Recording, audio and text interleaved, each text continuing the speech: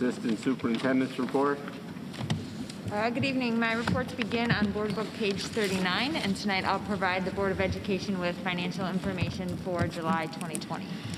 On Board Book page 40 begins the monthly summary report. The total operating revenue for the month was $3,286,636, with 94% coming from property tax and CPPRT, and 4% coming from federal reimbursements, and 2% coming from student fees, primarily summer camps.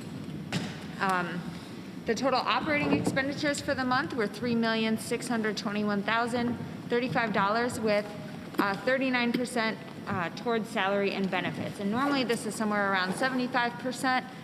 The reason it's so skewed is because 36% of the expenditures this month went towards operations and maintenance, primarily Aramark's contract.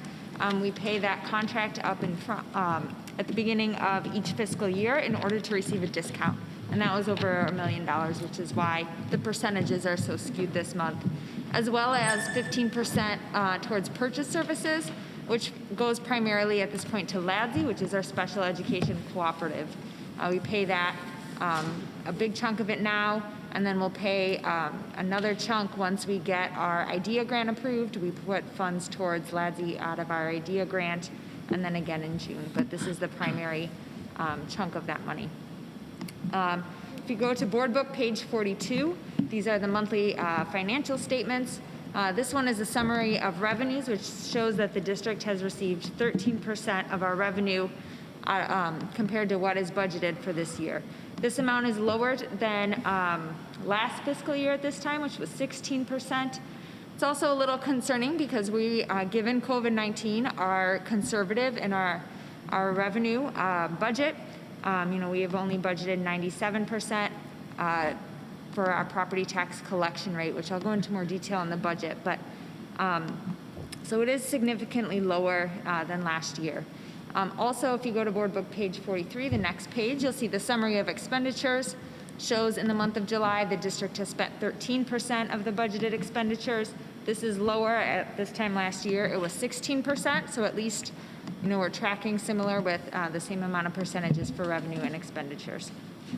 Then, as always, on Board Book page 44, this is just for your information. It's the statement of revenue and expenditures for the month.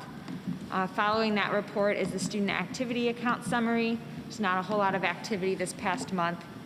And then on Board Book page 58 is the paid building rental report for fourth quarter fiscal year 20. And I know this may be a little surprising since we didn't have any building rentals fourth quarter, but we worked over fourth quarter to bring in the revenue from rental groups that had rented during first, second, or third quarter that hadn't paid their bills. So that's really what this is. And it's primarily for the pool and then also some miscellaneous rentals in the field house as well. So the year-to-date revenues were for rentals were $82,203, and the expenditures were $21,992, resulting in a surplus of $60,211.25. This surplus was a little higher than last fiscal year, and this surplus resides in the operations and maintenance account because that's used to upkeep all of the facilities and to maintain them. So while we say it's a surplus, it's really poured back into the facilities to make sure that our facilities continue to look as great as they do. And with renting them out, there is some wear and tear. So that surplus is important to us. And that concludes my report for tonight.